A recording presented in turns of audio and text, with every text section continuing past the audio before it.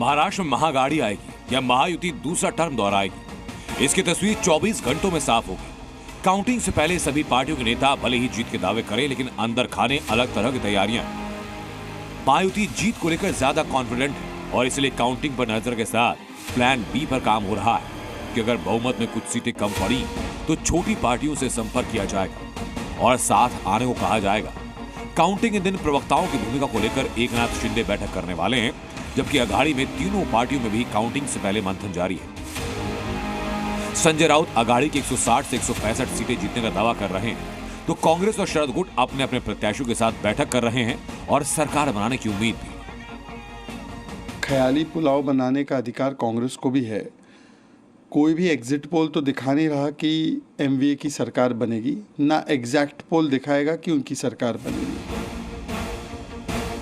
जाहिर है, अगर किसी एक अलायंस को बहुमत नहीं मिलता तो जोड़ तोड़ की राजनीति शुरू होगी, हॉर्स ट्रेडिंग की आशंका बढ़ जाएगी।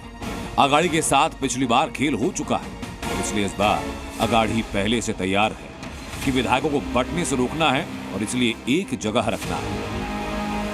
सूत्रों की माने तो अघाड़ी विधायकों को एक रखने की जिम्मेदारी कर्नाटक के डिप्टी सीएम और कांग्रेस नेता डीके शिव कुमार को दी गई। जीतने वाले विधायकों को बेंगलुरु या मुंबई के किसी होटल में रखा जा सकता है।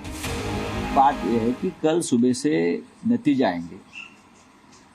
हमें पूरा विश्वास है कि हमें बहुमत प्राप्त होने जा रहा है। 160, 165 तक हम विधायक हमारे चुनकर आएंगे। के ऊपर प्रेशर रहेगा इन लोगों का, खोखे वालों का, तो सबकी रहने की व्यवस्था एक होटल में एक जगह पर करने की योजना हम बना रहे हैं। इस परिस्थिति में उनकी पार्टी है, वहाँ उनको अपने विधायकों पर भरोसा नहीं है, उनको अपने साथियों पर भरोसा नहीं है, उनका साथियों का नेतृत्व पे भरोसा नहीं है। तो ऐसे परिस्थिति में शायद ऐसे काम उन्हें करने पड़ते हैं। जैसे संजय राउत को हॉर्स ट्रेडिंग का डर है, वैसे इनके बाकी दोनों सहयोगी शरद गुट और कांग्रेस का भी अपना अपना डर। काउंटिंग से पहले प्रत्याशियों को एक एक वोट पर नजर रखने को कहा गया और इसके लिए पार्टियां अपने कैंडिडेट और कार्यकर्ताओं के साथ बैठक कर रही हैं, चौकन्ना रहने को बोल रही हैं। शरद गुट ने प्रत्याशियों के साथ बैठक की, जिसमें सुप्रिया सुले और जयंत पाटिल मौजूद रहे। कहां कितने वोट पड़े, आपत्तियां कैसे दर्ज करनी है, काउंटिंग के दौरान C-17 फॉर्म पर क्या जानकारी थी और कौन सी जानकारी पेश की जा रही है, इन सारी चीजों को लेकर दिशा निर्देश दिए गए। तो कांग्रेस प्रभारी रमेश चन्नीथला ने अपने प्रत्याशियों को इंस्ट्रक्शन दिया कि काउंटिंग के दौरान कौन कौन सी सावधानियां रखनी है। महाराष्ट्र हो चाहे झारखंड हो, झारखंड में दोहराव हो रहा है, ऐसा हमारा पूरा विश्वास है।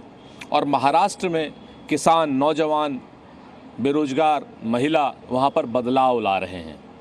मैं तो वहीं रहा था, तो मुझे ऐसा लगता है कि महाराष्ट्र में बदलाव होगा।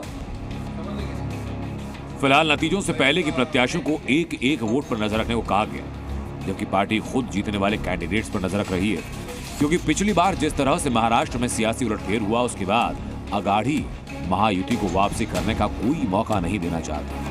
लेकिन जनता ने किसको मौका दिया है, बस कुछ घंटों में ये तस्वीर भी साफ होगी। मुंबई से अंकुर त्यागी के साथ ब्यूरो रिपोर्ट, जी।